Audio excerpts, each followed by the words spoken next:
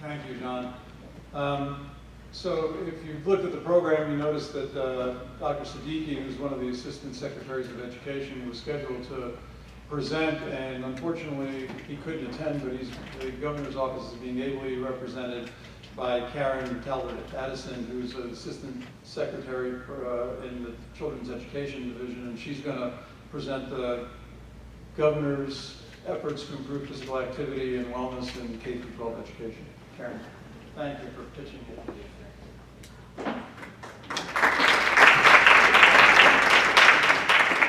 Thank you. And again, I'm Karen Addison, and I'm the Deputy Secretary for Education and Children's Services.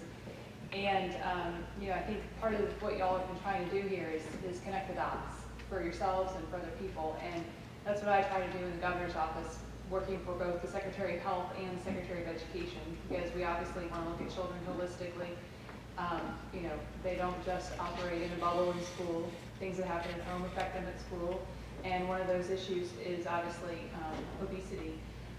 And I love your discussion about early childhood adversity. We've really focused on the health side of things, on trauma-informed care, and looking at child welfare as, like I said, a more holistic approach.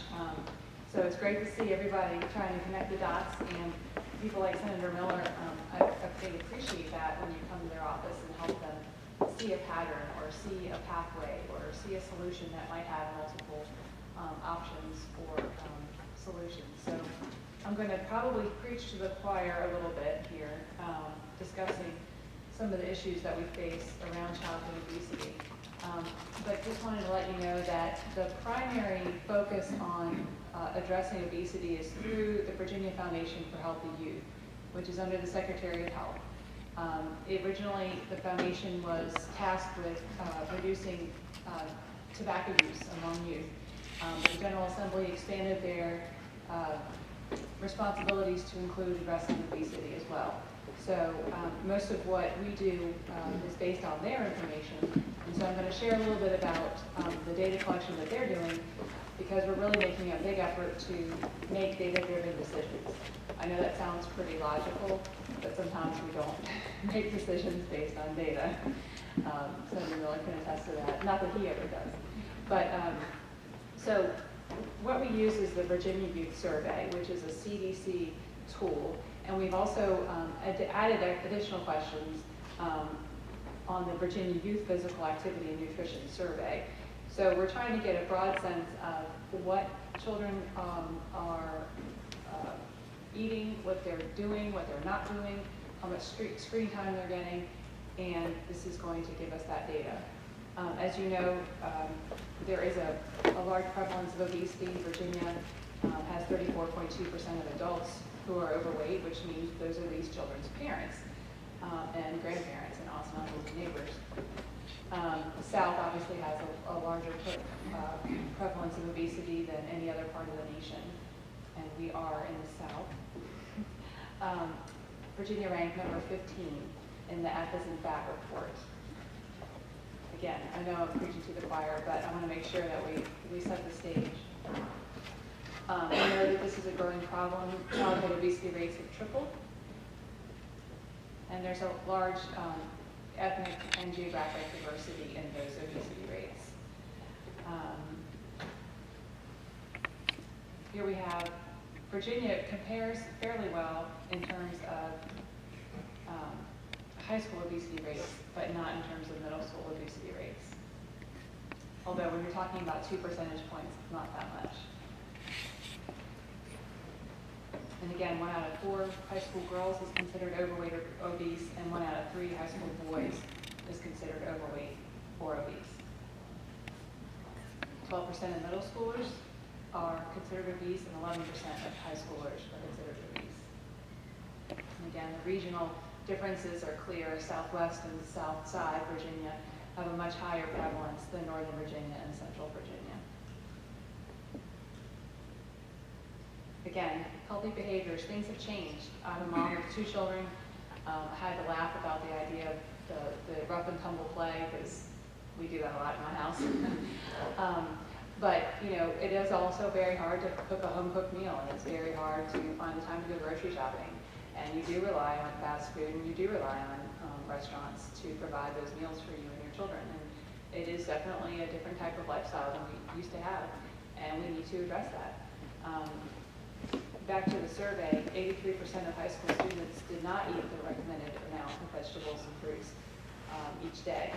That is something that you have to address. Even at home, we have to address these things. Physical activity, 24% of high school students met the recommended 60 minutes of physical activity a day. That means 76% did not. And again, screen time. We recommend 1 hour of screen time for children, and 77% of students reported more than 2 hours of screen time per day. Sugar sweetened beverages, another big contributor to obesity. 1 out of 7 Virginia youth consume soda at least 3 times a day, which is a lot. So, what are we doing?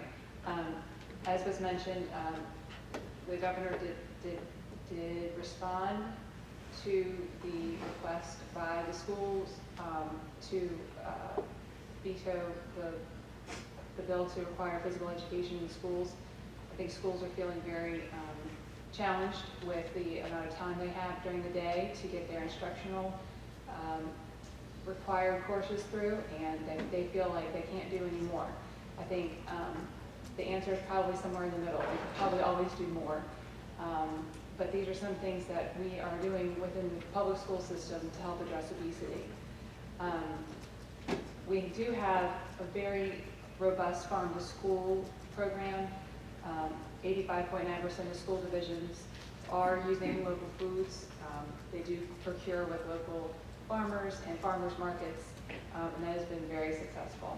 We also, as a side note, take SNAP benefits at the farmers markets. So if you're a SNAP beneficiary, you can get local fruits and vegetables at the farmers market, which is another thing that happened under the McDonnell administration. Again, we have changed the requirements for school nutrition. That was a federal requirement. Virginia has responded. We've also gone above and beyond with our competitive foods. Virginia, we passed a law a couple of years ago to require that competitive foods meet the same guidelines as the foods that are served in the cafeteria, so that you don't have vending machines competing with the school lunches. That did not include beverages, though. And then we have the Healthy U.S. School Challenge. This is something that almost all schools participate in, and it's really a reward-based system to encourage schools who are doing well to be rewarded and be recognized. And there's also some monetary rewards for schools that do perform well. And of course, we really encourage the idea of walking to school. The Safe Routes to School is a big program. We push for that every year, and a lot of schools have become more involved in that and are recognizing the value. I know that we do have some challenges when it comes to the ability to walk safely to school, and that requires a lot more, I think, infrastructure, sidewalks and crossing guards, but those are, I think, being addressed fairly well on the local level. So, to wrap it up, we are really trying to get our baseline data under control through this survey. And I think in terms of a legislative or a policy fix to childhood obesity, we probably need to look at how we can best target our resources. And that might mean looking at some of those areas that are maybe the geographic areas that have the higher prevalence of obesity. We do like pilot projects. You know, we want to make sure it works before we do it statewide. So I think we might be looking at some things that are more regionally focused and look at efforts to reduce things in a very targeted way, reduce obesity in a very targeted way.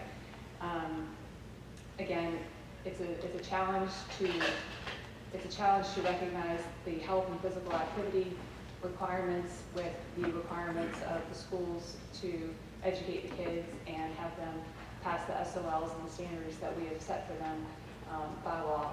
So I hope that you all will continue to advocate and, you know, be patient, but also be be strategic and help us think of ways that we can take us, no pun intended, but a small bite out of the apple.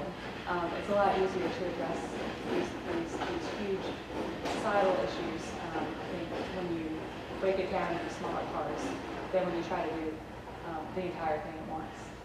So we welcome your thoughts and your suggestions, and obviously I'll be here for Q&A as well. So thank you.